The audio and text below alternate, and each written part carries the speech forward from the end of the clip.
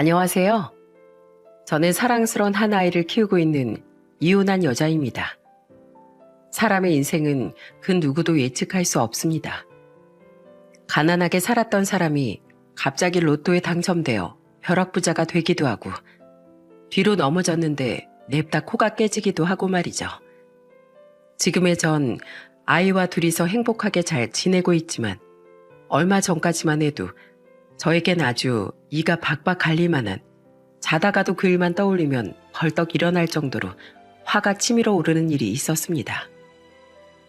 오늘은 저에게 있었던 악몽 같았던 일들과 어떻게 이 악몽에서 벗어나 다시 웃을 수 있었는지에 대해 이야기해 드리려고 합니다. 저는 아주 평범한 집에 장녀로 태어났습니다. 평범했던 저희 집안에서 가장 특별했던 걸 꼽으라고 한다면 그건 바로 저의 손재주였어요. 어릴 적부터 기계 수리공이었던 아버지 옆에서 일하시는 걸 보고 자라서였는지 저는 남동생보다도 훨씬 더 기계를 잘 만졌고 또 용접 같은 것에도 많은 관심을 가졌어요. 제 아무리 고장난 기계라 해도 제가 손만 몇 번 움직이면 금세 새 것처럼 고쳐지곤 했습니다. 그런 절 아버지께선 늘 신기해하셨죠.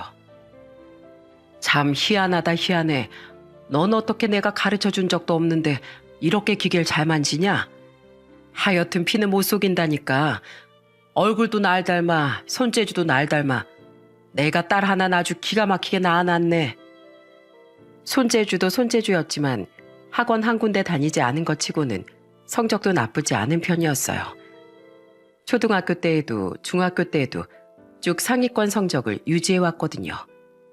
그 때문인지 중학교 3학년 무렵쯤 담임 선생님께선 인문계 고등학교를 진학하자 했지만 제 선택은 실업고등학교였습니다. 공부도 중요하지만 전 하루라도 돈을 빨리 벌고 싶었거든요. 부모님께선 제가 하고 싶은 거라면 뭐든 다 해주시겠다며 제게 결정권을 쥐어주셨습니다. 그 후 저는 한 대기업에 최종 면접까지 합격할 수 있었어요. 누군간 저에게 이렇게 물어볼 겁니다. 20살인데 파릇한 신입생 타이틀을 달고 대학 캠퍼스를 누려보고 싶지 않느냐고 말이죠. 물론 대학에 대한 꿈도 없었던 건 아니지만 일찌감치 사회생활을 해보는 것도 나쁘지 않을 거라고 생각했죠. 심지어 대기업이었기 때문에 전혀 후회는 없었답니다. 대학 생활은 나중에 시도를 해도 늦지 않으니까요. 회사가 워낙에 멀리 있다 보니 집을 떠나 기숙사 생활을 시작하게 되었어요. 혹시나 가서 적응을 제대로 못하면 어떡하지 걱정을 했었는데 입사한 동기들 중에선 제 또래 여자애들이 굉장히 많았습니다. 다른 가족을 떠나 먼 타지에서 온 친구들이었기에 저희는 서로 의지하며 아주 끈끈한 사이로 지낼 수 있었죠.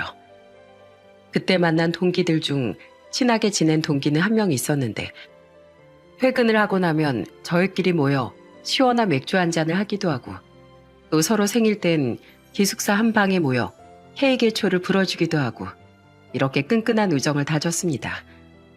어느 날 동기의 친동생이 교통사고로 세상을 떠났을 때 저희는 2시간이 넘는 거리를 달려가 장례식이 끝날 때까지 동기의 옆을 지켜주기도 했죠.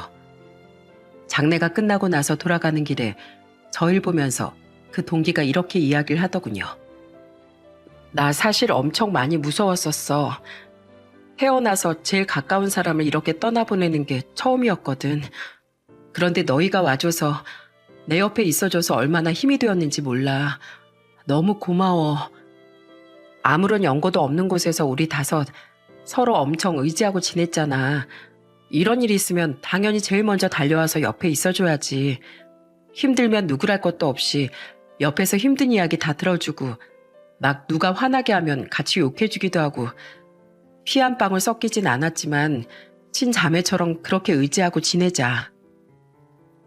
저희는 장례식을 기점으로 더욱 가까워지게 되었습니다. 휴가를 받으면 함께 놀러도 가고 누군가 부당한 일을 겪었다 싶으면 다 같이 달려가 목소리도 내어주었죠. 그렇게 입사를 한 지 어느덧 1년이라는 시간이 지났을 때쯤 제일 친했던 동기 말고 다른 동기가 갑자기 저에게 이런 말을 꺼내더라고요. 수연아, 너 혹시 남자 소개받을 생각 없어? 소개는 무슨, 일하느라 바쁜데 뭘. 괜찮아, 마음만 받을게. 아이, 그러지 말고 한 번만 받아봐. 내 친구 아는 동생인데 무려 의대생이래. 공부도 잘하고 뭐 다 괜찮다고 하던데? 의대생이면 더더욱 날 만날 이유가 없지 않을까? 대학교엔 나보다 훨씬 예쁜 여자들이 잔뜩일 텐데 굳이 뭐하러 날 만나겠어. 우리도 대학만 안 갔다 뿐이지 대학만 들어가 봐. 우리한테도 남자들이 아주 줄을 설걸? 그리고 우리도 생산직이지만 정규직이고 대기업이잖아. 꿀릴 것 하나 없어, 수연아. 20대 초반이 제일 예쁜 나이라는데 연애도 해보고 해야지. 받는다고 한다? 친구는 본인이 신이 나서 제가 소개팅을 받는다는 말도 꺼내지 않았는데도 소개팅 일정을 마음대로 막 잡아버리고 말았어요. 이미 약속은 잡아버렸고 이제와 받지 않는다고 말하는 것도 예의가 아닌 것 같아 차라리 그냥 나가서 대화 몇 마디, 밥 한 끼 정도는 먹고 들어와야겠다 싶었죠. 가벼웠던 마음가짐은 약속 당일 그 남자를 보자마자 깨져버리고 말았지만은요. 그 사람은 말 그대로 아주 순한 양 같은 사람이었습니다. 처음 만났을 때부터 식당에 들어가 자리에 앉을 때까지 눈을 마주치지도 못하고 얼굴이 붉어진 채 고개만 푹 숙이고 있길래 웃음을 팡 터뜨리며 말했죠. 저기요, 그렇게 고개만 숙이고 있으면 저랑 어떻게 이야기를 해요? 사람 눈을 보고 얘기를 해야죠. 전 그렇게 특출나게 예쁜 사람도 아닌데 얼굴이 엄청 빨개지셨네? 죄송해요. 제가 사람 눈을 제대로 못 쳐다봐서. 그리고 부끄러우면 얼굴이 빨개지는 버릇이 있어서요. 지금부턴 제대로 볼게요. 일단 통성명부터 하죠. 제 이름은 서수연이고 생산직 파트에서 일하고 있어요. 저는 육재환이라고 합니다. 의대에 다니고 있어요. 좋으신 분이라고 말씀 많이 들었습니다.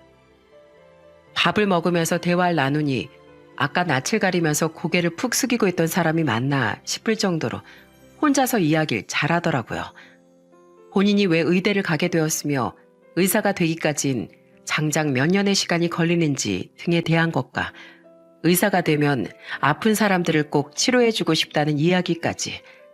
사실 이런 부분들에 대해선 저도 전혀 아는 것이 없었기에 그가 하는 이야기들을 몹시 흥미롭게 듣고 있었어요. 그리고 그의 선한 마음에 내심 호감이 생기기도 했죠. 한참을 그렇게 이야기하다 말고 그가 뒷머리를 극적이면서 이렇게 말했어요. 죄송해요. 제가 너무 제 이야기만 했죠? 아니에요. 무슨 그런 말씀을. 사실 저는 의사라는 직업이 어떻게 되는지도 잘 몰랐거든요. 그냥 대학만 졸업하면 다 되는 줄 알았는데 하나하나 다 이야기해줘서 흥미롭게 듣고 있었어요. 내가 모르는 이야기 듣고 있는 게 얼마나 재밌는 일인데요. 제가 하는 일은 뭐 별거 없어요. 그냥 일하는 거 그게 다인걸요? 수연 씨도 대단한 일을 하고 계신걸요. 멋있어요. 일하면서 많이 힘드실 텐데 힘들다는 내색 하나 하지 않으시고. 고마워요. 그렇게 이야기해준 사람 재환 씨가 처음이에요. 그날의 첫 만남은 생각보다 나쁘지 않았어요. 저보다 한 살 많은 사람이었지만 일하거나 행동하는 것들이 정말 순박함 그 자체였거든요. 원래 한 번 만나고 더 이상 만나지 않으려는 마음이었지만 저는 그에 대한 호기심이 생겨 문득 더 만나볼까 하는 마음이 들었습니다. 그렇게 3번 정도 더 만남을 가지고 나니 이젠 이름 뒤에 씨를 붙이는 사이가 아닌 말을 편하게 하는 사이가 될 수 있었어요. 그리고 나서 그가 먼저 제게 수줍은 미소로 한번 만나보지 않겠느냐며 꽃다발을 내밀더라고요. 그렇게 저의 첫 번째 연애가 시작되었습니다. 남자친구는 집안 환경이 그렇게 좋지 못한 편이었어요. 그럼에도 불구하고 어떻게든 의사가 되기 위해 열심히 공부를 하던 사람이었고 그 틈에서도 등록금에 보탬이 되기 위해 과외 아르바이트까지 하는 그 모습에 정말 대단하다는 생각이 들었죠. 그래서 전 만난 지는 얼마 되지 않았지만 남자친구가 조금 더 공부에 열중했으면 하는 마음, 그리고 나중에 정말 멋진 의사가 되었으면 하는 마음을 담아 작게나마 남자친구의 뒷바라지를 하기 시작했습니다. 등록금이 한두 푼 하는 것도 아닌데 이렇게 고민 없이 보태주고, 나 너한테 아무것도 해준 게 없는데도 넌 나한테 이렇게 많은 것들을 해줘서 진짜 너무 미안하고 고마워, 수연아. 진심으로. 난 오빠가 열심히 하는 만큼 정말 잘 됐으면 좋겠다고 생각해. 오빤 충분히 그럴 수 있는 사람이고, 그 가능성을 믿어서 내가 이렇게 뒷바라지 다 해주는 거니까 진짜 잘 돼야 된다? 알겠지? 나중에 의사 안 되면 내가 지원해준 거 다 토해내러 갈 거야. 그러니까 지금보다 더 열심히 하라고. 나중에 남자친구의 어머니까지 이 사실을 아시곤 저 멀리에서부터 서울까지 제 얼굴을 보러 직접 담그신 김치며 장아찌 같은 것들을 바리바리 챙겨 들고 오셨어요. 처음 뵙던 날 어머니께선 제 손을 덥석 잡으시며 연신 고맙다는 인사만 반복하셨습니다. 아유, 우리 아가씨한테 너무 고마워서 내가 뭘 해줘야 될지 모르겠네. 나이도 우리 아들보다 어리다고 들었는데 어쩜 이렇게 속이 깊어 그래, 어? 우리 재환이가 아가씨 같은 사람을 만난 거 보면 전생에 나를 구한 게 확실하다, 확실해. 그리고 나중엔 집까지 초대를 해주셨어요. 남자친구와 함께 방문하니 상다리가 부러질 만큼 음식을 가득 차려주셨습니다. 원래 귀한 손님은 이렇게 대접을 하는 거라고 하시면서요. 남자친구 부모님께선 묵묵히 남자친구의 뒤를 지원해주고 있는 절 굉장히 마음에 들어 하셨고, 종종 제 얼굴을 보러 서울에 올라오시기도 하셨답니다. 저흰 별탈 없이 무난하게 만남을 이어왔고, 남자친구는 무사히 길고 긴 학교 생활을 마치고 의사시험에 합격을 해 인턴 레지던트 과정을 거치게 되었답니다. 만나는 시간 동안 그저 순탄하기만 했다면 거짓말이지만 남자친구와 함께하는 대부분의 시간들은 저에게 행복 그 자체였어요. 그렇게 저희 두 사람은 양가 부모님들 그리고 많은 지인들의 축복을 받으며 결혼식을 올리게 되었습니다. 남자친구는 식을 올리는 순간부터 신혼여행을 가기 위해 비행기에 오르는 그 순간까지도 마치 꿈을 꾸는 것 같다고 했죠. 내가 정말 너같이 착한 애랑 결혼이라는 걸 할 수 있을까? 어쩌면 네가 내 옆에 있다가 지쳐서 떠나버리는 건 아닐까, 이렇게 걱정했던 때가 있었는데 이젠 아침에 눈 떠서 저녁에 눈 감을 때까지 네 얼굴을 볼 수 있다는 게 너무 신기하고 안 믿겨. 수연아, 정말 고마워. 그 긴 시간 동안 한 번도 마음 안 변하고 내 옆에 이렇게 있어줘서. 나야말로 고마워, 오빠. 우리 이제 부부야. 부부니까 힘들거나 지치면 꼭 나한테 기대야 돼. 물론 나도 그렇게 할 거고, 흔들림 없이 잘해왔으니까 우리 앞으로도 잘해보자. 세상에 부모님을 제외하고 평생 내 곁을 떠나지 않을 내 편이 하나 더 생겼다는 것. 저는 그 사실 하나만으로도 너무 든든했어요. 남편은 연애를 할 때부터 조금의 흐트러짐도 보이지 않던 사람이었는데 결혼을 하고 나서도 그 모습엔 변함이 없었죠. 그리고 아이가 생긴 걸 알게 됐을 땐 너무 기뻐서 소리를 마구 지르며 제 볼에 뽀뽀새를 하고 나중엔 눈물을 흘리기도 했어요. 배가 눈에 띄게 불러왔을 무렵쯤엔 뱃속의 아이에게 매일같이 사랑한다는 이야기를 속삭여주기도 했습니다.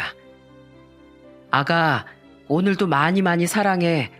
태어나면 아빠가 더 많이 사랑한다고 말해줄게. 아이가 태어났을 때 남편은 정말 눈코 뜰 새 없이 바빴습니다. 밥을 먹다가도 잠을 자다가도 병원에서 전화가 오면 그곳으로 달려가야만 하는 삶을 살았죠. 하지만 그 와중에도 꾸준히 저와 아이에게 사랑을 주던 사람이었습니다. 집에 들어오지 못할 땐 영상 통화를 해가면서 일상을 공유해주던 사람이었죠. 밤낮 없이 열심히 살아온 대가였을까요? 남편의 시간이 흐른 후 한 병원에서 자리를 잡게 되었습니다. 이 시기쯤 저도 육아휴직을 마치고 복직을 하게 되었죠. 다행히 복직을 하니 예전에 함께했던 동기들 몇 명은 그만두지 않고 계속 근무를 하고 있더라고요. 좋아하는 사람들을 만나서 예전처럼 담소를 나누며 일도 하고 아이도 예쁘게 자라고 남편도 꿈을 이루고 이제 전 행복을 누릴 일만 남았다 이렇게 생각했어요. 그런데 현실은 아주 조금씩 어긋나기 시작했습니다. 아니, 불행이 닥치기 시작했습니다. 남편은 어느 순간부터 집에 늦게 들어오는 일이 많아졌어요. 처음엔 그저 늦은 시간까지 환자가 많아서 혹은 회의가 생각보다 길어져서 라는 이유였죠. 의사는 아니었지만 저 역시 직장을 다니고 있는 사람이었기에 남편이 늦게 들어오는 것 정도는 이해해 줄 수 있었어요. 그런데 나중엔 늦은 귀가를 떠나 저와 했었던 약속조차 어기는 일이 생기게 되었어요. 이를테면 아이의 하원 같은 거 말이죠. 어떤 날은 제 공장 사정으로 어쩔 수 없이 퇴근이 늦어지는 날이 있었습니다. 어린이집 선생님의 전화를 받고서야 알았죠. 남편이 아이를 데리러 가지 않았다는 것을요. 저는 8시가 다 된 시간에 어린이집으로 가서 아이를 데려왔고 그날따라 진료 스케줄이 한가하다던 남편은 저보다 훨씬 늦은 시간에 술 냄새를 풍기며 집으로 돌아왔습니다. 저는 도무지 남편의 행동이 이해가 가지 않았어요. 당신 지금 시간이 몇 시인지 알아? 오늘 진료 스케줄 한가한 날이라며. 그래서 오늘 일찍 마치면 은석이 하원시켜달라고 부탁했는데 술 냄새 풀풀 풍기며 들어오는 걸 보니 그 약속은 아주 까맣게 잊어먹으셨나 봐. 아, 오늘 일찍 끝나는 줄 알았는데 친구 녀석이 힘든 일이 있다고 해서 술 한잔 하자고 하더라고. 오래 알고 지내던 친구라 거절을 할 수도 없고 당신한테 연락한다는 게 내가 깜빡했어. 사람이 살다 보면 실수도 하고 그럴 수도 있는 거지. 뭘 그렇게 화를 내? 이 경우는 약과에 불과했습니다. 시간이 지날수록 남편은 애는 잘 있었냐, 잠은 잘 자냐 이런 일상적인 물음조차 하지 않고 자기 할 말만 하고 방으로 쏙 들어가 버리는 일이 다반사였어요. 신혼 땐 저기 하늘에 있는 밤하늘의 달도 다 따다 줄 것만 같던 사람이었는데 말이죠. 참다 못해 남편과 소리를 지르며 다투고 싶은 날도 정말 많았지만 아이 얼굴을 보며 화를 삭히는 날들이 대부분이었어요. 정말 가슴이 답답할 때면 동기들에게 힘든 점을 털어놓곤 했는데 동기들은 하나같이 모두 이런 말을 해주더군요. 내가 이런 말까진 안 하고 싶었는데 혹시 여자 생긴 거 아니야? 왜 남자들 잘해주다가 갑자기 찬바람 부는 경우는 2개밖에 없대잖아. 권태기가 왔든지 아니면 다른 여자가 생겼든지 뭐 다른 여의사랑 눈 맞거나 한 거 아니야? 다른 거 몰라도 그거 하나는 확실해. 여자한텐 그렇게 큰 관심 없는 사람이라는 거.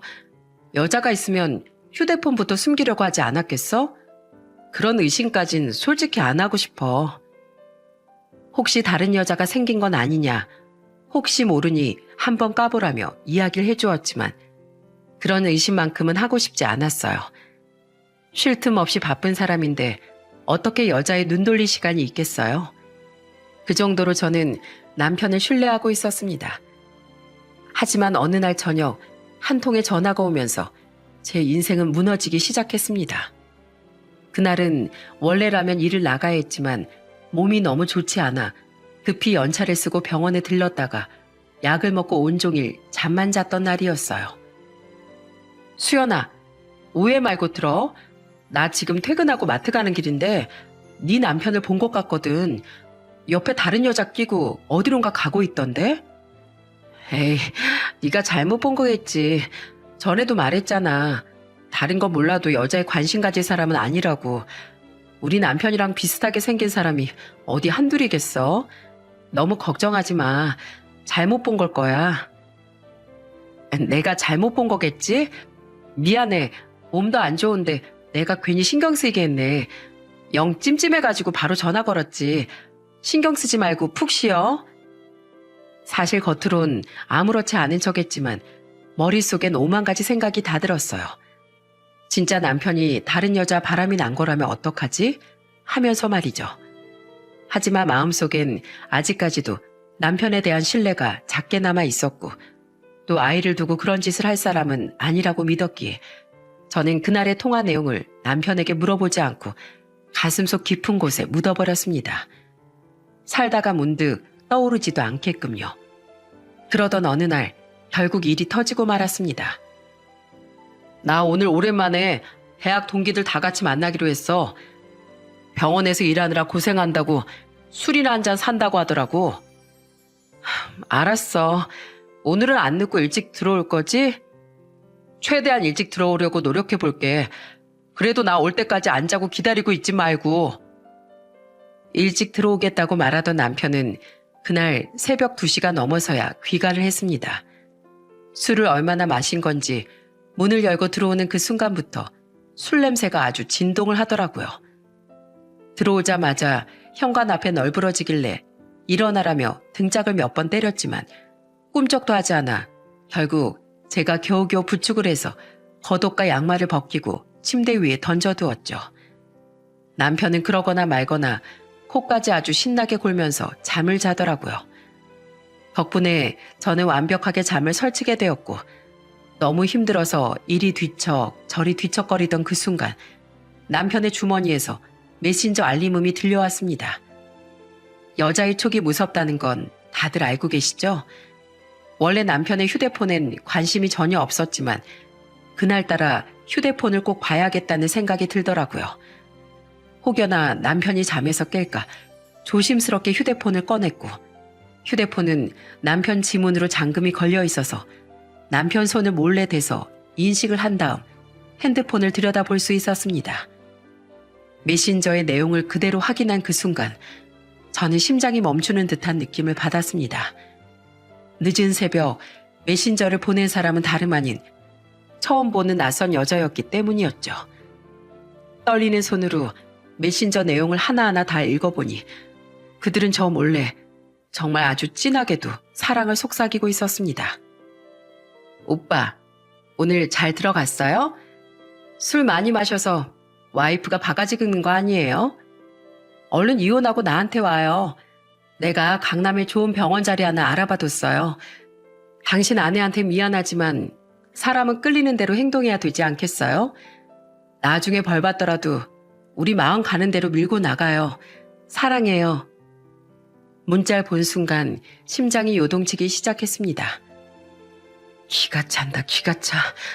내가 바람 만큼은 죽어도 아닐 거라고 믿었는데 육재환, 네가 이렇게 내 뒤통수를 치는구나. 사람이 극단적인 상황에 부딪히게 되면 되려 차분해진다는 이야기가 있죠. 저는 그 휴대폰을 본격적으로 들여다보기로 했습니다. 미친 듯 두근거리던 심장은 어느덧 평온해졌고 저는 무덤덤한 표정으로 그 짐승만도 못한 남녀의 메신저 내용 그리고 앨범 안에 있던 다정한 사진들과 통화 내역들을 하나하나 찍기 시작했어요. 저는 잠을 한숨도 자지 못한 채 밤새 찍은 사진들을 모두 어머님의 휴대폰으로 전송했습니다. 아들이 바람을 피우고 있다고 말이죠. 어쩌면 어머님은 같은 여자인 제 마음을 조금이라도 이해해주지 않을까 생각했습니다. 비록 남편과 사이가 소원해진 뒤로부턴 잘 뵙지 못했지만 그래도 남편을 뒷바라지해 주었던 세월이 있으니 제 편을 들어주시지 않을까 생각했죠. 하지만 어머니께선 단 한 통의 답장도 해주지 않으셨고 그날 저녁 퇴근 후 지친 몸을 이끌고 집에 돌아갔을 땐 남편과 어머님이 함께 있는 모습을 볼 수 있었어요. 둘 다 동시에 집 안으로 들어온 저를 쳐다보는데 숨이 턱하고 막히더라고요. 예, 너 이리 와서 앉아봐라. 예전과는 확실히 달라진 어머님의 눈빛과 목소리, 말투, 모든 것들이 변해가고 있었는데 나 혼자만 느끼지 못했던 거구나 싶어 헛웃음이 다 나더라고요. 자리에 서서 어머님을 멀뚱히 보고만 있으니 어머니께선 고깝다는 표정을 지으시며 저에게 말씀하셨습니다. 앉기 싫으면 서서 들어라. 너 내 휴대폰으로 이런 걸 왜 보낸 거냐? 어머님도 다 보셨으면 아실 거 아니에요. 이 사람 지금 저 말고 다른 사람 있다는 거. 그걸 어머니께 말씀드리고 싶었어요. 어머님, 저 시집 오기 전에 뭐라고 하셨어요? 저한테 귀인이라고 하셨죠? 뒷바라지해온 세월이 있으니까 어머님은 아들 편이 아니라 제 편 들어주지 않으실까 싶어서 보냈어요. 어머님도 아셔야죠. 아들이 밖에서 처랑 아들 놔두고 어떤 헛짓거리 하고 다니는지요. 넌 팔은 안으로 굽는다는 속담도 모르니? 네가 아무리 재환이 뒷바라지 잘했기로써니 엄마가 아들 편을 들지 피 한 방울 안 섞인 며느리 편을 들겠어? 그리고 남자가 바깥에서 큰일을 하다 보면 여자랑 어떻게 좀 잘 될 수도 있고 그런 거지. 그거 하나 이해 못하고 이래서 사람은 자기 급에 맞는 사람을 만나야 하는 거랬다. 이런 사소한 거 하나 가지고도 나한테 쪼르르 달려와서 일러바칠 거면 차라리 이혼을 하고 네 수준에 맞는 사람이나 만나. 그 너는 공장에서 일을 하니 딱 공장일 하는 사람이 수준에 맞겠구만. 시어머니께선 아주 쉽게 이혼이란 단어를 입 밖으로 내셨고 제 수준에 맞는 사람을 만나라는 이야기까지 하셨어요. 마치 저와 남편이 어울리지 않는 급이라는 듯 말이죠. 한 번도 이혼을 생각해 본 적은 없는데 두 모자가 원하는 게 이혼이구나 싶은 생각에 멀뚱히 서서 아무 말도 하지 않는 남편에게 물었어요. 지금 만나고 있는 그 여자 어떤 여자인지 말해줄 수 있어? 나랑 기어이 이혼을 해서라도 만나야 할 정도로 가치 있는 사람이야? 어머님이 말씀하신 대로 그 여잔 당신이랑 급이 좀 맞아? 좋은 사람이야. 부잣집 딸이고 사람도 좋고 집안도 괜찮고 딱 지금의 나랑 급이 맞다고 할 수 있겠네. 당신은 내가 전문의가 되었다고 했을 때 날 끌어안고 축하한다고 울어준 게 전부지만 그 여잔 나한테 서울에 개인 병원을 차려주겠다고 약속을 하더라. 그 차이야. 옆에 뒀을 때 내 이름이 좀 더 돋보일 수 있는 사람. 그게 당신이 아니라 그 여자와의 차이점이야. 그 얘기를 듣는 순간 할 말이 없어졌어요.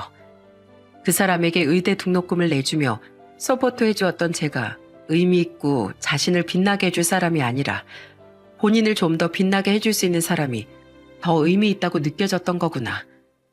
그렇게 생각을 하니 심장이 확 차가워지는 기분이 들더라고요.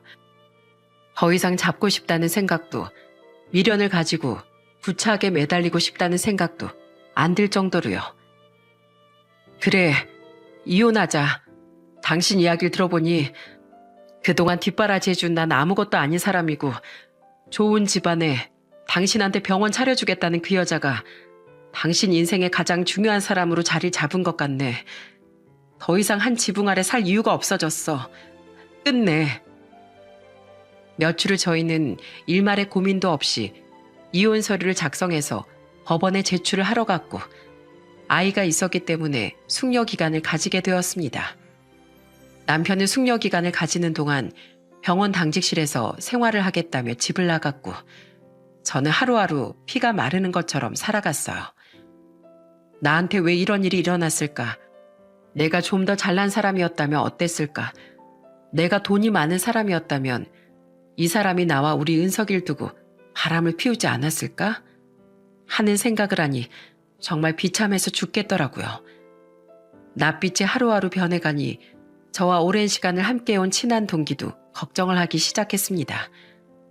참다 못한 제가 눈물을 잔뜩 흘리며 저의 이야기를 털어놓으니 그 친구는 미친 듯이 격분하기 시작했어요. 뭐라고? 미친 거 아니야? 진작에 알아봤어 했어. 아우 정말 내가 다 열불난다 열불나. 그 잘나디 잘난 의사 선생 일하는 병원 말해줘. 내가 아주 가서 대진상이란 진상짓은 다 해주고 올 테니까.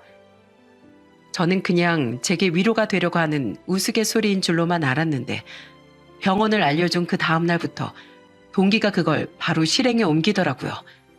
그것도 인터넷에 후기를 안 좋게 남기거나 전화를 하는 것이 아닌 직접 찾아가서 말입니다. 동기는 저에게 남편을 직접 만나고 왔다며 차근차근 이야기를 시작했어요. 내가 누구야? 한다면 하는 사람이잖아. 어제 내가 연차 쓰고 바로 수연이 남편 일하는 곳에 가서 꼭 육지환 선생님한테 진료받고 싶다고 말씀드리니까 다른 선생님을 추천해 주시더라고. 그래서 내가 이 선생님 아니면 절대 안 된다고 막 떼를 썼지. 환자는 많이 없었어? 대기 명단 보니까 그렇게 환자가 많은 편은 아니던데?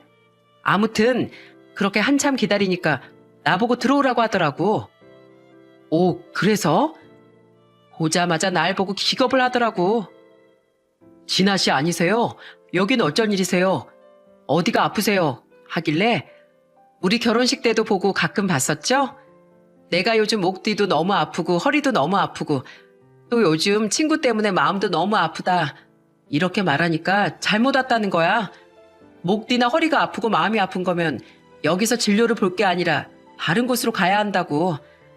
약도 뭐 지어줄 수 있는 거 없으니까 진료비만 내고 가라고 하길래 뭔 의사가 이러냐 했지. 환자가 아프다는데 진료를 못 해주겠다고 말하는 게 의사냐고. 그랬더니 뭐래? 아무 말 안 하고 미친 사람 보듯 쳐다보길래 그냥 거기서 아주 다다닥 쏘아붙이고 나왔어. 야 육재환, 네가 감히 내 친구를 버리고 바람을 펴? 그러고도 네가 의사 자격이 있냐? 당신 같은 사람 믿고 결혼한 우리 수연이가 정말 불쌍하다. 당신 대학 다닐 때 내 친구가 뒷바라지 다 해줬는데 나 같았으면 바람을 피는 게 아니라 평생 관작 뚜껑 열고 들어가기 전까지 얻고 살겠다. 이렇게 고래고래 소리 질렀지. 그러니까 간호사들이 무슨 일이 있는 줄 알고 들어오더라고. 간호사들 들어오니까 지도 쪽팔린 줄은 아는지 사정사정하더라고. 제발 나가달라고. 미안하다고. 아주 똥 씹은 얼굴을 하면서 싹싹 빌면서 부탁을 하는데 어찌나 웃기던지. 내가 수연이 너머까지 아주 시원하게 소리 지르고 나왔어. 그러니까 수연아, 네 남편 직업 빼면 볼 것 하나도 없더라. 네가 100배 아까우니까 그냥 잊고 살아. 난 우리 수연이가 빨리 잊고 행복했으면 좋겠어. 고마워. 내가 뭐라고. 울지 마. 울지 마, 이 바보야. 살다 보면 진짜 별의 별꼴을 다 보게 되더라. 차라리 몰랐으면 좋았겠다 싶은 일들도 있고 말이야. 차라리 애 더 크기 전에 알아서 다행이야.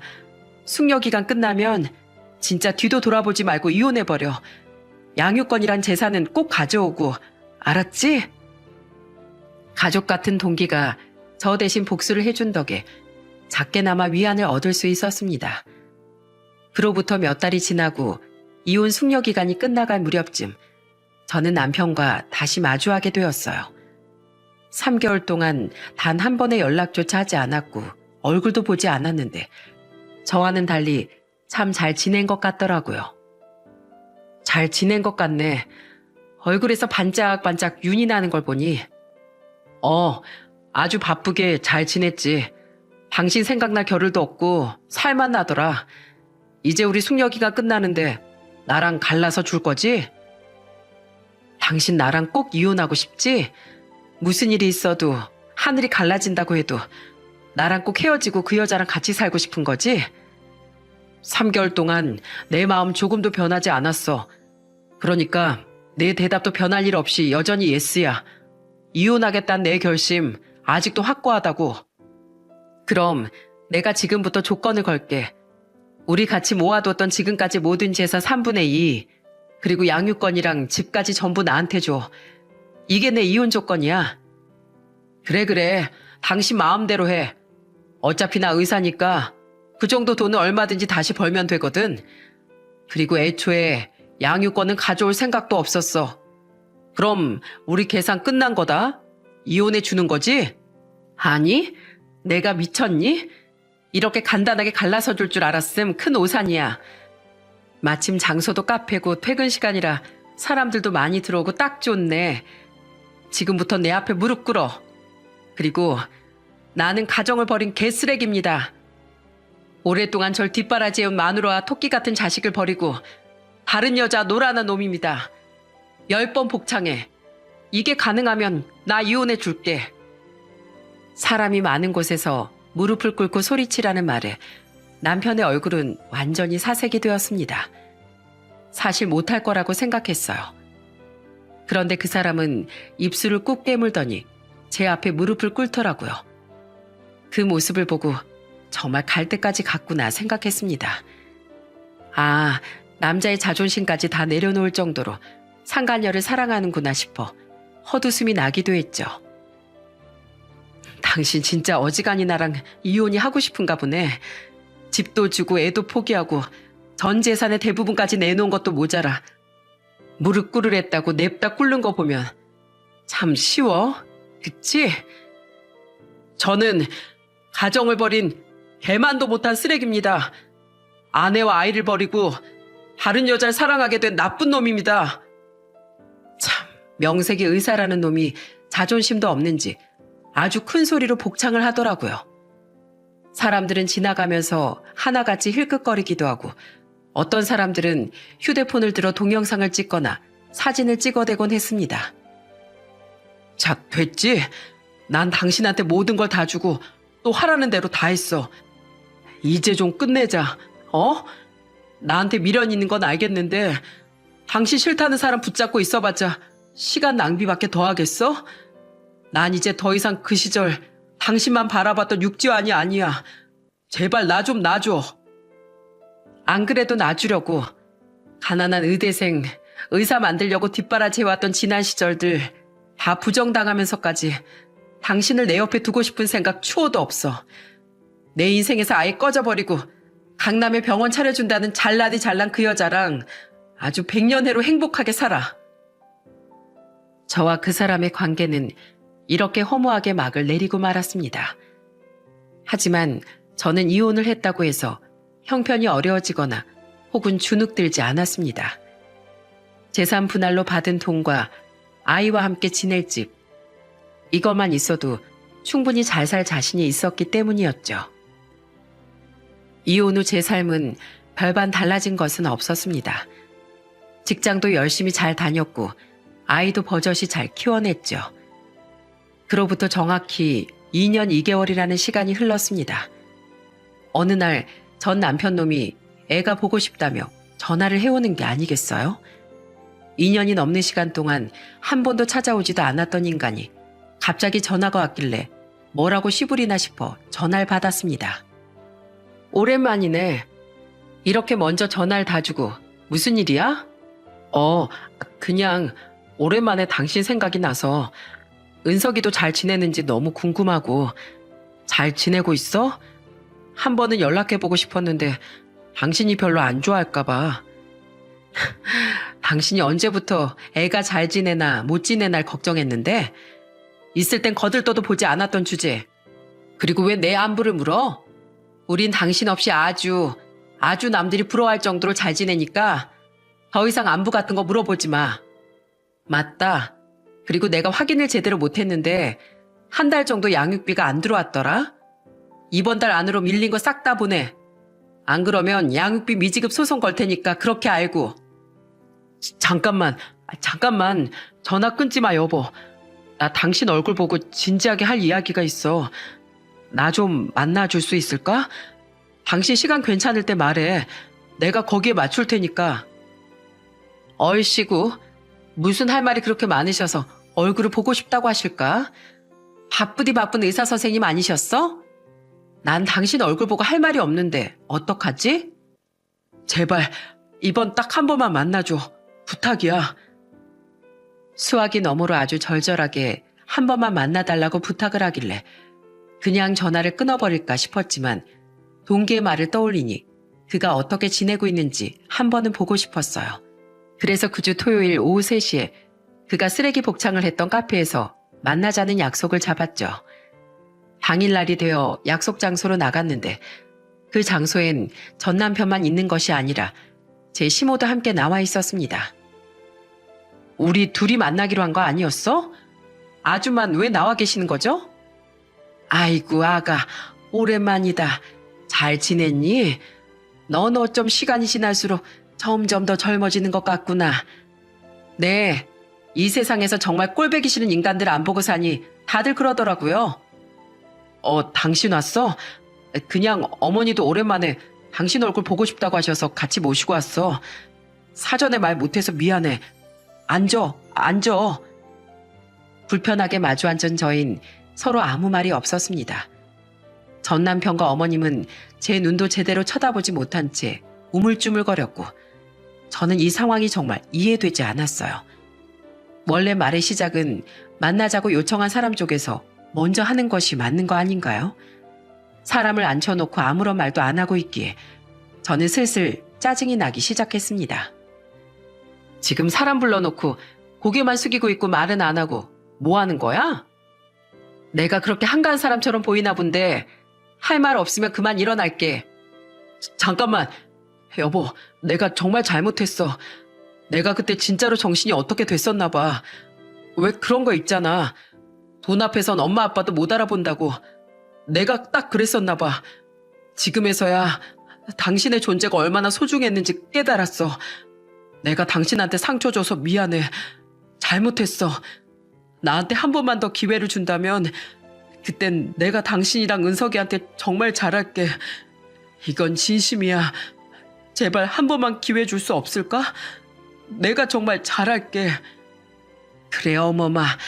재환이가 너랑 떨어져 있는 동안 반성 많이 했다. 우리가 정신 차리라고 호되게 혼내놨으니까 앞으로 죽을 때까지 자기 철을 두고 다른 여자한테 눈 돌리는 짓 같은 건 안 할 거야. 그건 내가 보장하마. 그러니까 사람 한 명 살린다 생각하고 우리 재환이 다시 한 번만 받아주라. 부탁하마 수연아. 우리 재환이가 정말 힘들어서 죽으려고 해. 저는 그 말을 듣자마자 미친 사람처럼 마구 웃을 수밖에 없었어요. 수준에 맞는 사람을 만나라고 할 땐 언제고 이제와 제 앞에서 울고불고 이렇게 말하고 있는 그들을 보니 할 말이 없더라고요. 제가 아무 말도 않고 있으니 그들은 말을 이어갔습니다. 그 여자가 날 제대로 속였어. 서울에 개인 병원 차려준다는 말에 그 말에 속아서 그 여자랑 재혼했는데 알고 보니 내가 다 속은 거였어. 서울에 병원 차려준다는 말, 부잣집 딸이라는 말도 다 거짓말이었어. 그 여자의 정체는 고급 술집 마담이었다고. 아이고 배야. 듣던 중 반가운 소리네. 넌 바람 피고 잘 살 줄 알았어? 여보, 진짜 미안해. 내가 잠깐 눈이 돌았었나 봐. 의사들 상대로 꽃뱀짓하는 여자들 많다는 건 들었는데 내가 덫에 걸려들 줄은 꿈에도 몰랐어. 그 여자가 글쎄 뭐라는 줄 알아? 병원 차려주긴 할 건데 현재 우리 아버지 사업에 투자 좀 해라. 세금 문제 때문에 돈이 좀 필요하다. 갑자기 무슨 일이 생겼다. 이렇게 그 여자랑 살면서 갈취당한 돈만 몇 억이야. 결국은 더 이상 돈이 나올 구멍이 안 보이니까 짐 싸서 나갔어. 나도 너무 억울하다고. 그 후에 문자 딱 한 통 오더라. 내가 준 돈들은 2년 동안 같이 살아준 값이라고 생각하라고. 내가 요즘 이것 때문에 잠도 안 오고 엄청 후회하고 있어. 왜? 그래서 내가 생각나든? 네 자식이 생각났어? 네가 이렇게 찾아오면 내가 어서 와요 하고 받아줄 줄 알았어? 이거 완전 미친 거 아니야? 여보, 제발. 그 여우 같은 계집애만 아니었어도 너랑 이렇게 될 일은 없었는데 미안하다 수연아. 앞으로 내가 정신 차릴 테니까 애를 봐서라도 한 번만 용서해주면 안 될까? 그래 애미야. 어차피 그 일은 지나간 일 아니니 네가 속 넓으니까 한 번만 눈 감아주렴. 이 늙은이가 이렇게 부탁한다. 그래 여보. 우리 엄마 말대로 개과천선해서 다시 예전의 모습으로 돌아갈게. 당신이 기라면 기는 신용도 할 테니까 제발 받아주면 안 될까? 정말 시키는 대로 다 할 거야? 내가 아직도 분이 안 풀려서 말이야. 시키는 대로 하면 나도 생각 좀 해볼게. 그래. 뭐든지 할게. 시켜만 줘. 그럼 어디 보자. 저기 계산대 보이지? 저 앞에 가서 나는 망나니입니다. 처자식 버리고 가정을 파탄낸 나쁜 놈입니다. 평생 벌 받고 살겠습니다. 이렇게 외쳐. 사람들 다 들리게. 마침 지금 사람 없으니까 가서 하면 딱이겠네. 그거 하면 내가 생각해볼게. 다시 만나달라고 울고불고 사정하러 왔음. 이 정도 각오는 했겠지? 뭐 못하겠으면 말고. 제가 방긋 웃어 보이자 시어머니는 살짝 얼굴이 빨개지셨고 전 남편은 당황하는 듯 하더니 이내 굳은 표정으로 카운터 앞에 성큼성큼 걸어나갔습니다. 그러곤 많은 사람들 앞에서 아주 큰 소리로 소리를 질렀죠. 제가 시킨 그 대사 그대로요. 나는 망난입니다. 처자식 버리고 가정을 파탄낸 나쁜 놈입니다. 평생 벌 받고 살겠습니다. 진짜 어지간히 간절했구나 싶어서 짠할 지경이더라고요. 그는 사람들의 주목을 잔뜩 받은 채 제가 있는 자리로 다시 돌아왔어요. 시키는 대로 했으니까 이젠 나 다시 받아주는 거지? 내가 이제부턴 당신한테 정말 잘할게. 말로만 잘하는 게 아니라 진심으로. 내가 생각해본다고 했지. 널 언제 다시 받아준다고 했어? 그 정도 지능으로 의사가 된 것도 신기하다 정말. 저번에 이혼할 때도 시키는 대로 다 하더니 너 아주 바보구나. 난 네 죄를 다시 한번 뼛속 깊이 새겨주고 싶었거든. 그리고 오늘 너랑 네 엄마 얼굴을 보니까 나 토할 것 같아서 말이야. 그래서 어찌 나오나 보려고 복수한 건데 그걸 또 하고 있네. 명색이 의사라는 사람이 아주 자존심도 없나 보구나. 참 하찮다 하찮네. 뭐? 당신이 그때 나한테 했던 대사 그대로 해줄까? 지금의 난 당신이 알던 그 시절의 바보 같은 내가 아니야. 저 앞에서 외쳤지? 한심한 망난이라고. 그게 딱 당신한테 어울리는 타이틀이니까 평생 그렇게 살아. 그리고 내가 전화로도 말했지만 다시 한 번 더 말할게. 그동안 밀린 양육비 이번 달 안에 안 내놓으면 바로 소송 들어간다. 그리고 한 번만 더 날 찾아오거나 연락하면 금방 네가 나는 망난입니다. 네 스스로 인정한 모습 내가 영상으로 찍어놨거든. 그때 명예훼손이고 뭐고 네가 일하는 병원 인터넷에 전부 뿌릴 테니까 각오해. 알았어? 어디서 깜도 안 되는 게 찾아와서 받아달래? 퇴! 그리고 아줌마, 내가 왜 아직도 당신 며느리야? 당신 같은 시어머니 둔 적 없으니까 한 번만 더 입에 올려봐. 요즘 젊은 여자들이 얼마나 무서운지 알려줄 테니까. 알았어요? 그렇게 저는 박차고 그곳을 나와버렸습니다. 전 아무리 생각해도 이해가 가질 않아요. 상간녀한테 사기당하고 와서 한다는 말이 다시 합치자는 말이 나올까요? 그런 놈이 우리의 아빠라는 사실이 너무 쪽팔리고 잊고 싶었습니다. 그 후로 그 둘은 다신 찾아오지 않았습니다. 아무래도 제가 가지고 있는 영상 때문이겠죠. 밀린 양육비도 전부 다 보내줬습니다. 역시 사람은 말로 해서는 안 되는 종자들이 있다는 걸 이번에 또 한 번 더 깨달았네요. 지금은 이혼녀라는 꼬리표를 달았지만 행복하게 살려고 노력하는 중이랍니다. 부모님도 옆에서 절 응원해 주시고 저희 아이도 훌쩍 커서 얼마 전에 제 생일이라고 사랑한다고 편지까지 써서 직접 주더라고요. 요즘은 이게 행복이 아닌가 싶네요. 여러분, 여자가 하늘 품으면 5, 6월에도 서리가 내린다는 말이 있죠? 독한 성격이 아니었고 그저 그 사람의 행복과 성공을 위해 열심히 헌신만 했던 저였는데 그 시절들이 모조리 부정당했다는 기분이 들어 그때부터 아주 독하게 마음을 먹게 되더라고요. 여자의 한은 정말 무서운 것이고 또 서리가 내리면 그만큼 강인해진다는 걸 의미한다고 해요. 그 인간에게 제대로 대인 이후 저는 아주 강하고 당차게 아이와 함께 둘이서 잘 살아가고 있답니다.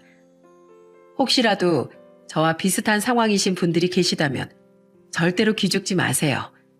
가슴 쫙 펴고 조금 더 많이 웃고 조금 더 당당하게 살아가셨으면 좋겠습니다. 이 말씀을 꼭 전해드리고 싶어서 사연을 보내게 됐어요. 길고 길었던 저의 이야기는 여기서 끝내보도록 할게요. 많은 분들의 삶에 웃는 일만이 가득하길 진심으로 바라겠습니다.